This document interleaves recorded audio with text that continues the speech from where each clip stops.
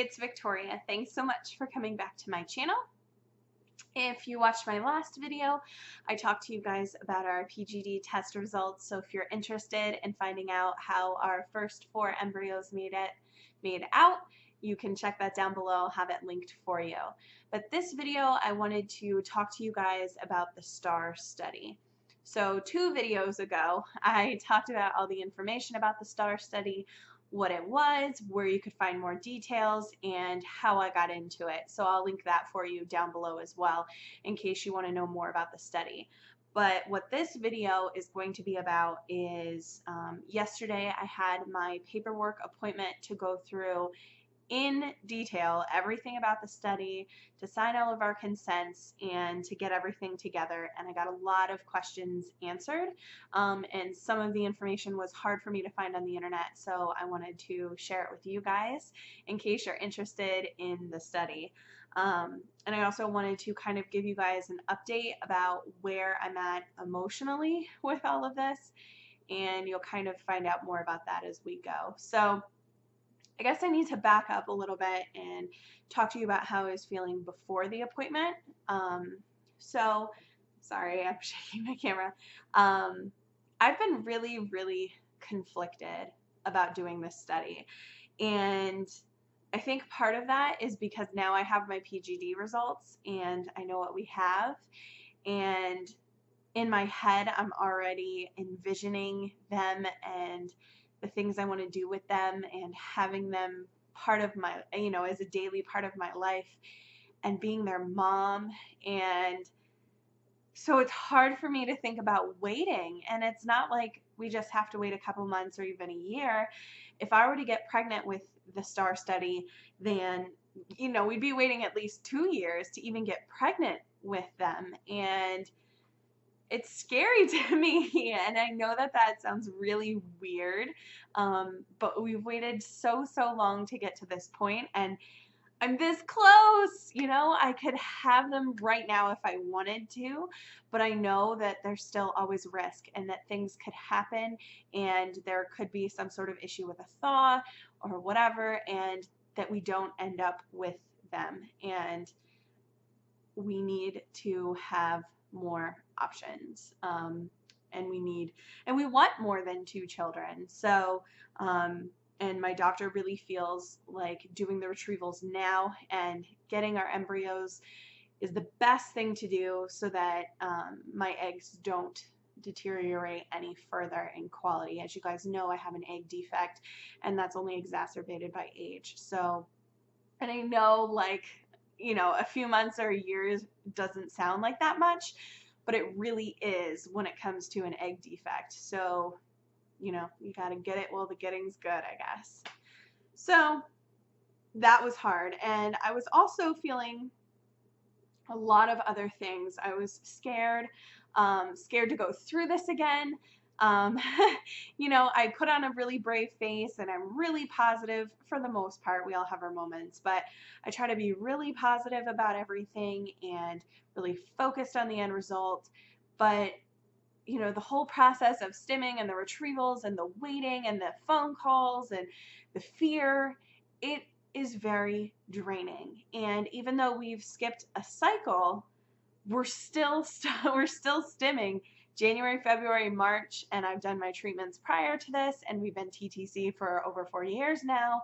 So it's been a long process, and as you guys know, it's emotionally draining and physically demanding,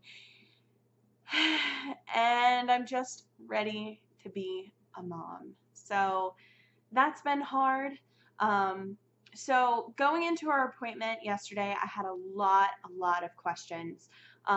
Obviously, some of those were more focused on the money aspect. I just wanted them to clarify again about what we would be paying for, what we're responsible for, just so we're not getting ourselves into a situation where it's like, oh, you have to pay $2,000 today, because that wouldn't be good. Kind of like what happened with our lab, which I forgot to put that in the last video, so I'm just quickly going to touch on that since it relates to this study. This study is using a different lab than the one I used previously, thank goodness. The customer service at the lab that we used for this last round of PGD was pretty terrible. And I hate saying negative things about people, and most of the time I'm one of those people who'd rather just say something positive and just ignore the negative. But I really feel like this is so, so expensive, and it's such an important part of what we're going through that people need to know who and what they're dealing with. So this lab that we're dealing with, and it's Evogen in Miami, I'm going to name them because I want people to know.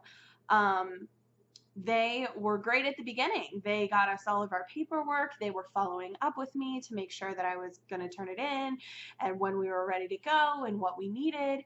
So the very beginning was great. They'd call me and email me and they'd get back to me, and it was wonderful. I felt really good about it. Sorry. So you guys know I have this issue when I start recording. I yawn. I don't know why.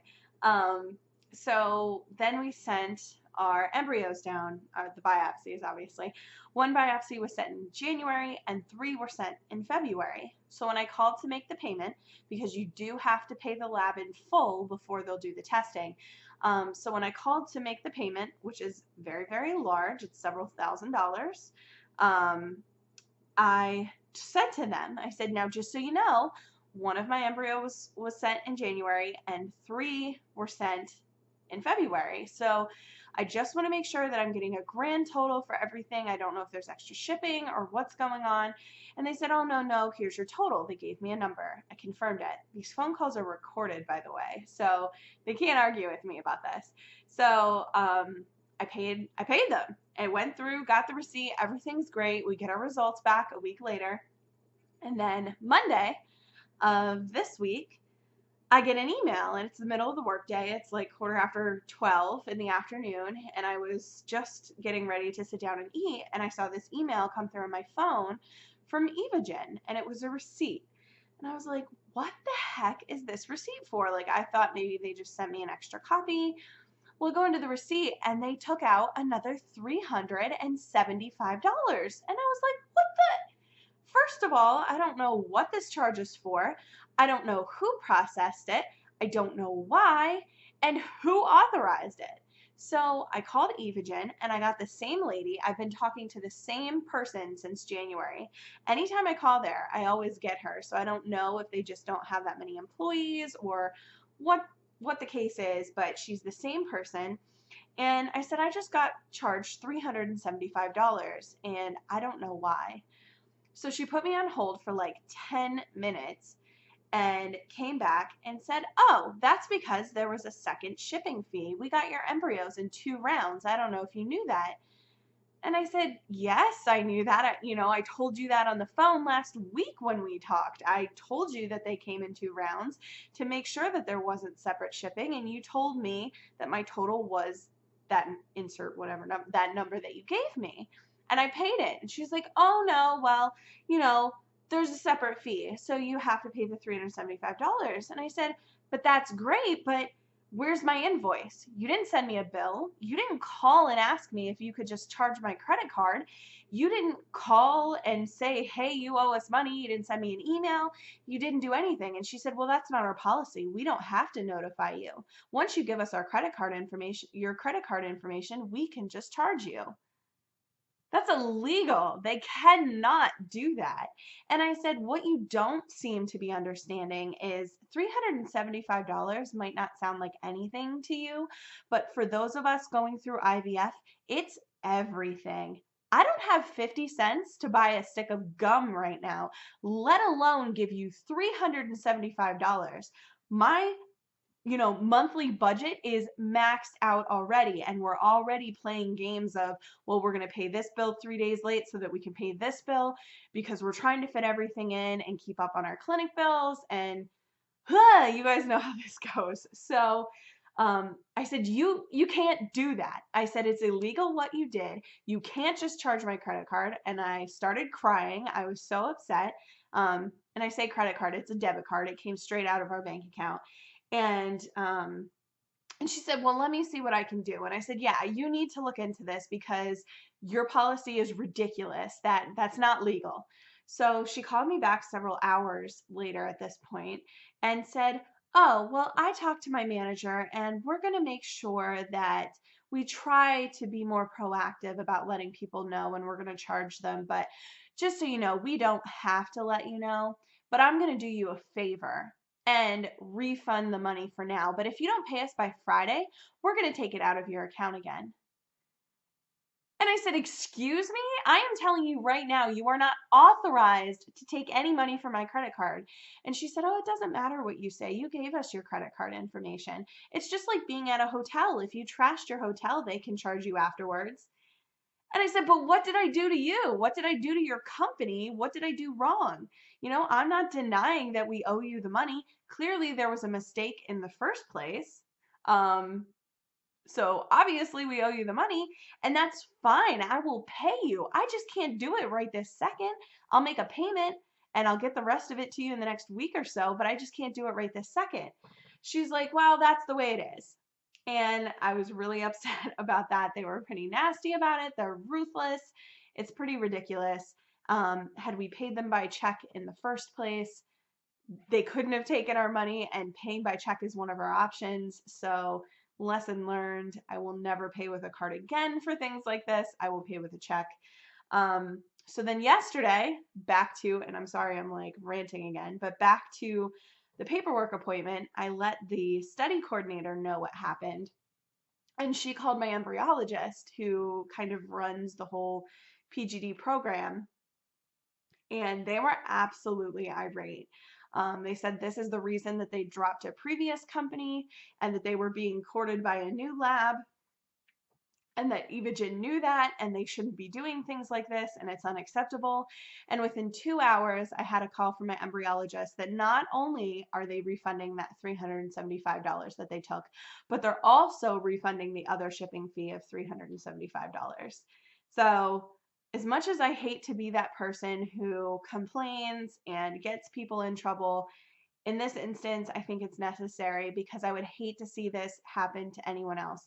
Luckily, the money was in our account, so it didn't overdraft us, but the money was already allocated to another bill, so we've had to play with that, and it's been a nightmare. So I'm really thankful that I have an amazing RE's office who really cares about me. So, and all their patients. Anyway, end rant on this. So paperwork appointment. So, like I said, we found out that they're using a different lab. Yay! And the PGD results also come in within 24 hours. And now as I'm saying this, I just realized that one of the things that I asked, or didn't ask rather, was when we would find out the PGD results of our remaining embryos, because this is a single embryo transfer, and anything extra they PGD as well. So I don't know if we get access to those results or not, because there is a test and a control group, obviously. So good thing that I'm talking about this. That's a question I need to ask. But what I did find out is that one of my big questions was about the blinding and who's blinded and when do we get information. So what I found out is that my doctor is blinded, so my specific RE will not know which group that I'm in, if I'm in the test group or the control group.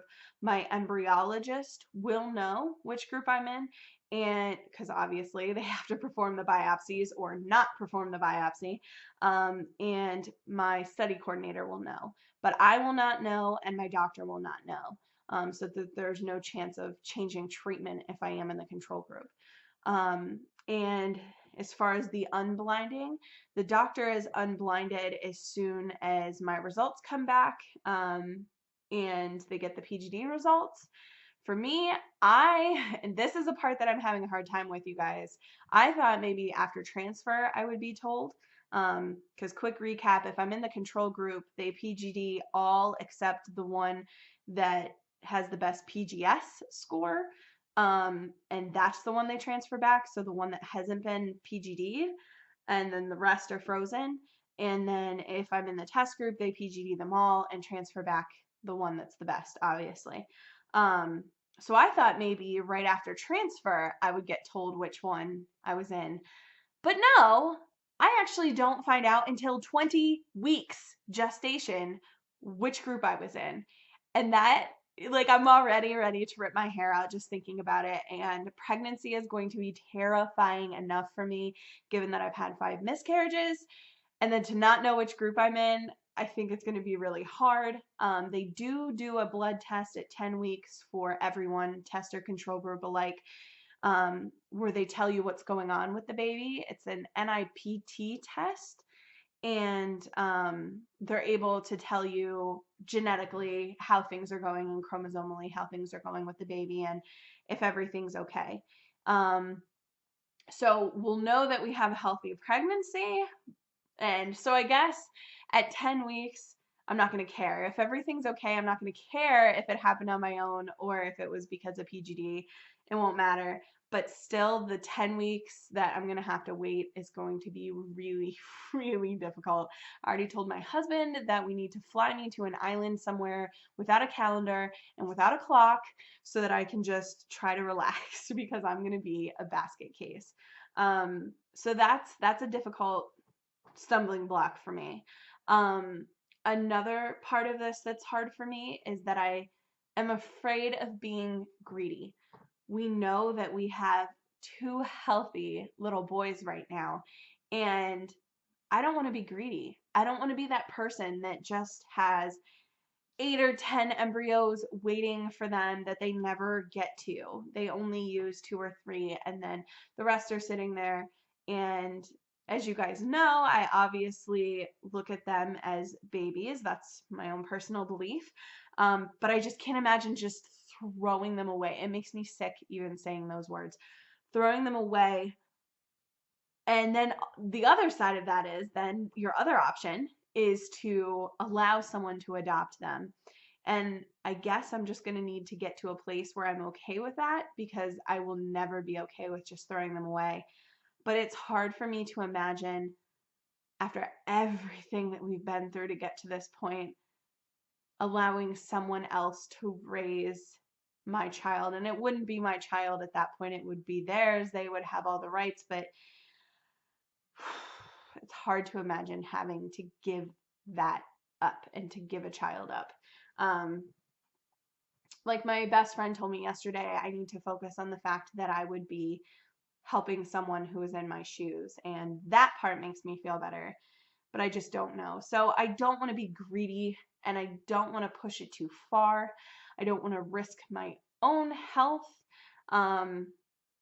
It's a lot for me to think about, and honestly, I've been really overwhelmed. If you follow me on Instagram, you know this morning I got tagged in one of those "What are you doing now?"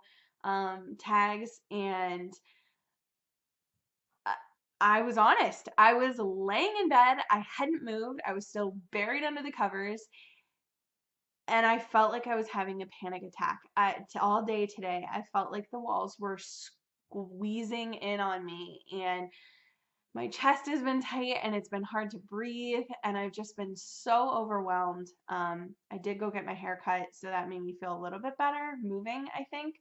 Um, but I just don't want to make the wrong decision. And I'm gonna start crying. I don't want to make the wrong decision. And I'm so afraid of that. We've been so blessed to be given these 2 boys, and I don't want to seem ungrateful for that and keep pushing. But what I'm really trying to focus on is that we're helping people. This study is going to help people. It's going to help them perfect their PGD. It's going to help them show people the benefits of it. And somewhere along the way, people had to volunteer their time and their bodies and their emotions and their lives to allow them to perfect the IVF techniques and the freezing techniques and the thawing techniques. So there have been many people before us who have done these things to help me, and I feel like I owe it to everyone coming after me to help them too, because I know the heartbreak. And if I can help spare just one person this heartbreak, it's worth it. So that's what I'm trying to focus on. But I'm still having a hard time. I don't know. It's really hard, you guys. Everything else, we've had a lot of really difficult decisions to make, but this time has been by far the worst. We've signed the consents. I'm pushing myself forward, but I'm terrified. I'm so scared that we're making a bad choice, and I'm so afraid to have another miscarriage. The thought of it makes me shake. I'm so afraid to have a stillbirth. I'm afraid of being afraid. I'm afraid of the whole thought of me being a crazy person during this pregnancy because I'm going to be afraid and I don't want to. I want to enjoy this, you know. I will have waited so long. Sorry, you guys. I will have waited so long for this moment, and I don't want to ruin it by being scared. So I'm accepting prayers. If you have any good thoughts or positive vibes or prayers to send my way, I'd be so appreciative because I think I'll feel better once we get going, but until we get going, all I can do is think. And yeah, so that's where we are.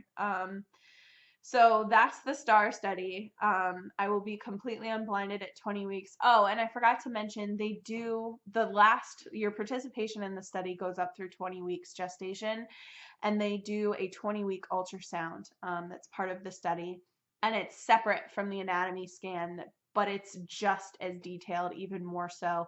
It's a specialized ultrasound where they're going to be looking at every little detail.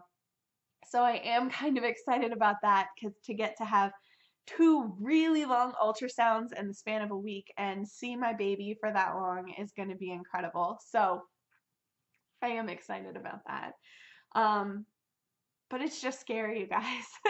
It's really scary. And I know it may not sound scary to you guys. I don't know. But if you were in my head, you would know how scared I am right now, making the wrong choice and looking ungrateful and pushing too hard when we've been blessed. So anyway, that's this STAR study. That's where we are. I have my meds. We're ready to go. I saw my doctor again for the mysterious follow-up. Turns out there was nothing wrong with me at all. I just had no follicles. As you guys know, my lining was completely almost non-existent. So they just wanted to see if my body wasn't doing anything at all because of, you know, going through IVF and becoming dependent on medication, or what was happening. And as it turns out, I ovulated all on my own. My lining was over a 12 on Thursday when I was there, so it quadrupled in a week, which is amazing, all on its own, no medication. And I had a follicle that was measuring over 20, and it looked like I had ovulated, and then my blood work confirmed it. So high five, ovaries. That doesn't happen on its own for me usually, so that was exciting. Yeah, so everything's good. I call in on cycle day 1 and we'll go in cycle day 2 for our first blood work. So I'm expecting that anytime now. My cycles have been shorter now with the IVF meds. Last cycle was like 22 days, so it could be coming any day now. So I will definitely be keeping you guys updated. I have a couple more videos to film for you guys. And again, I know I'm dressed the same because I'm taking this time when my husband and brother are at work to film. So I'm going to do lots of videos back to back. But again, they'll be spread out over the next few days. So I love you guys so much. Thank you so, so much for being so awesome and supportive. And I'll talk to you guys soon.